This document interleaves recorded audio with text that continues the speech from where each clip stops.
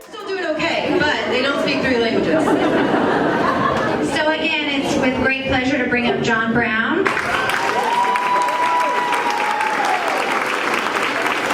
yes, he was Mr. World, Mr. Olympian, Mr. Everything in his time.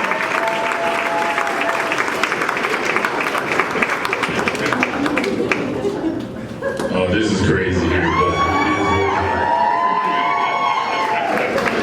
okay, I want to thank you for inviting me down here. I've been knowing the Williams for a long time, and Mandy and all these guys. Like she said, our sons played Pop One together. Her husband was a coach, so it's a pretty cool ride. So I got a story I'll tell you. I want to talk about never giving up, never surrender. As you know about my family, what my kids have done, I won the Mr. Universe contest twice, Mr. World 3 times. I'm from the city of Compton. Where I grew up, I saw a lot of people get shot. I've been shot at, guns pulled on. I had a lot of opportunities to give up, to quit, to make excuses. I had tons of them. I never gave up, I never surrendered, I never gave in my entire life. So, just real quick, where I grew up, it wasn't, there were some good things about it, but there's some bad things. For an example, one day I came on, there's 7 kids in my family, and these stories she doesn't know. But I was 10, my brother was 11, and my other brother was like 9 or something. My dad didn't come home, my mom didn't come home. Wow, this is weird. 12 o'clock at night, no one's home. All of a sudden, a week goes by, no one's home. And we're going, where's everybody? This part I'm not proud of, but we ran out of food, so we had to start stealing food to eat. 3 weeks went by, no one's home. I think, wow, what's going on? Everybody's all right. 1 month, then the lights went out. All right, the telephone went off. I could have gave up. I have a lot of excuses if I want to use them. I never give in. So, all of a sudden, I think 4 weeks went by, my dad showed up. Make a long story short, he got arrested for a traffic warrant of someone else's kid. I thought, what is that, right? And he went to jail. My mom had decided that she wanted to leave him at that time, so she took off with my sisters. So me and my brothers were there by ourselves. Now, you know, you hear that kind of stuff, you think, wow, that's a tough life. But we didn't know. We were young. But I never, ever, ever, ever gave up. I continued to stay on the path. Now, I started bodybuilding in high school. And I started doing competitions. I started winning different competitions.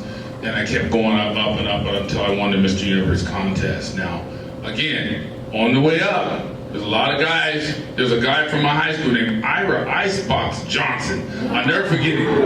I'm doing push-ups. He stood over me. He said, John, you'll never make it. You're crazy. You're stupid. I hear all kind of bad stuff. It's unfortunate, but listen. Sometimes, man, your friends, your mommy, your daddy, they put you in purgatory. You know? It's just real bad. You got to understand something. Not everybody's on your side. Your girlfriend, your spouse. Some people, there's haters everywhere. But don't let the haters derail you. Stay the course. I never, ever surrender. Stay the course. You gotta, as I used to tell the Pop Warner kids, get your mind right. If your mind ain't right, you're not gonna make it. You gotta have your mind right. So I always stood the course. I stayed the course. I never, ever, ever, ever gave up. And I remember I started, so I won the Mr. Universe contest, right? All of a sudden, I want to start a business. By the way, sidebar, are you guys really working? Because y'all having too much fun. I don't know if y'all really working here. I ain't never had a job. I never had a job my entire life. So I don't know what it's like, so this is kind of cool for me to come here to see this, you know? I'm like, I don't think they're working. Y'all have too much fun. Is this a new work at the force? And what's going on? This is weird. But anyway, so, Kelly, I don't know if they're working, but I'm gonna check it out. They have too much fun. So next thing you know, I'm in college, I'm bodybuilding, and then I started the company because I always wanted to, be a businessman. It's a true story. I took $20 out of my pocket and started the company. And I'm working. Everybody's putting me down, saying stuff. You're not gonna make it. But I ended up making it. I didn't. this is gonna sound weird, but because when I met other guys who were making like a lot of money, I realized I wasn't making anything. But I got my company all the way up to like $4 million. Right?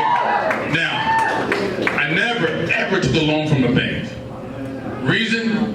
Well, I don't know how nice it is, but the reason is because I'm black and they're not giving me no loans. It's just real talk. You ain't getting no loan when you're black, right?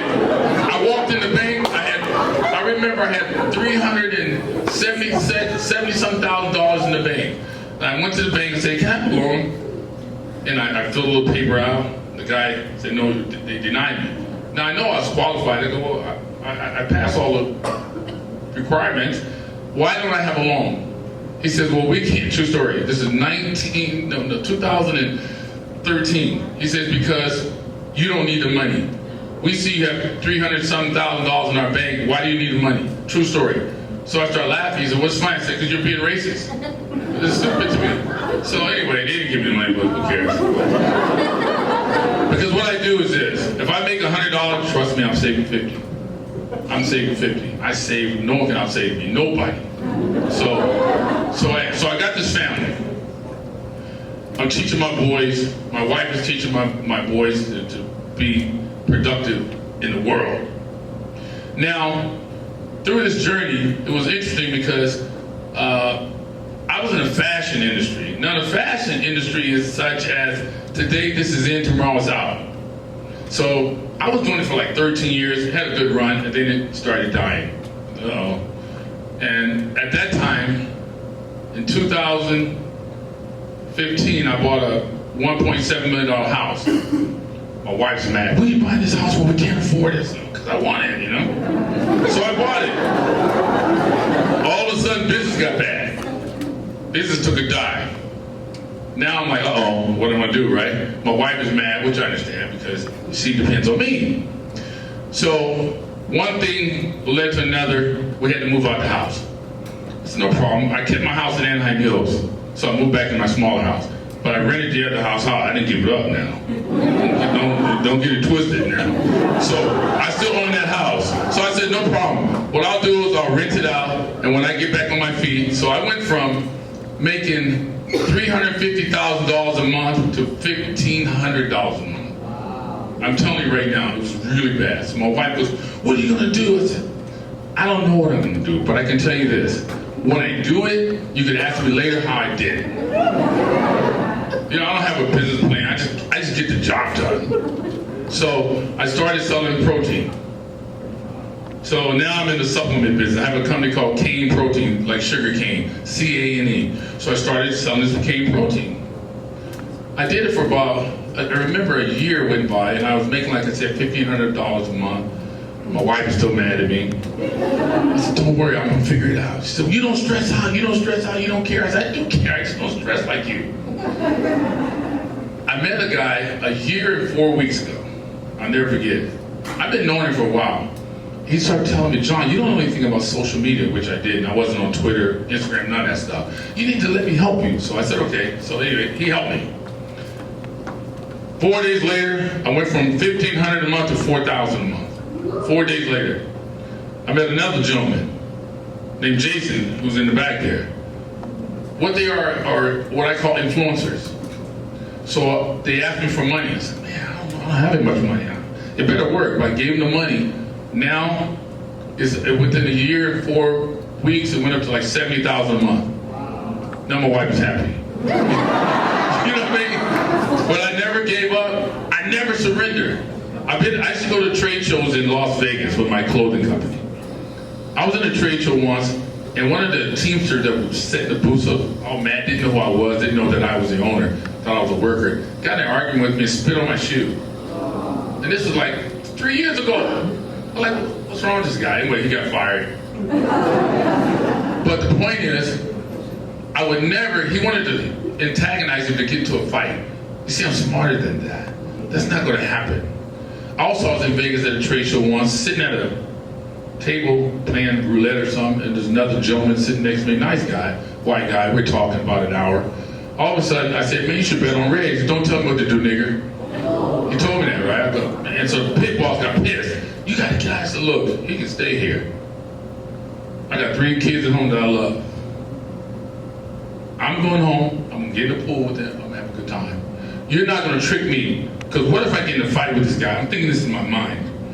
And he falls down, accidentally hits his head on the side of the table and dies or something, right? Now I'm in jail. My sons are looking at me, Papa, why'd you do that? That's not gonna happen. He can stay, I'm out of here. I'm going to the trade show tomorrow. Next week I'm going home, I'm getting in the pool, I'm having fun with my boys. You're not gonna catch me in some mess. That's just not gonna happen. You see, so I never give up. I never surrender. There's a lot of excuses. I've been to places where I had appointments when I had my clothing company. True story. I made an appointment, went downtown, but this was like 4 years ago. I go into the meeting and the guy puts his foot in the door, wouldn't let me in. Who are you? What's your name? I said, I'm John, I have an appointment with so-and-so. They still would let me in. But you don't use excuses. I never give up, I never surrender. Under no circumstances. And I can tell you I had so many things happen to me, but who cares? I'm trying to get that, the real money. So my message today is, you can't say I'm black, I'm white, I'm a woman, I'm Hispanic. That's all bullshit, okay? No excuses. Get the job done. Bottom line. Kelly, thank you for inviting me. My name is John Brown. Ask me again, I'll knock you down. That is my story.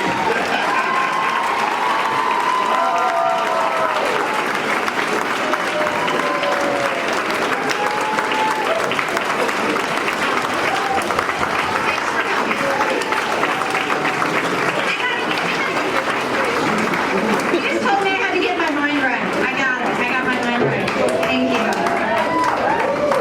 All right, you guys. Well, that concludes our meeting.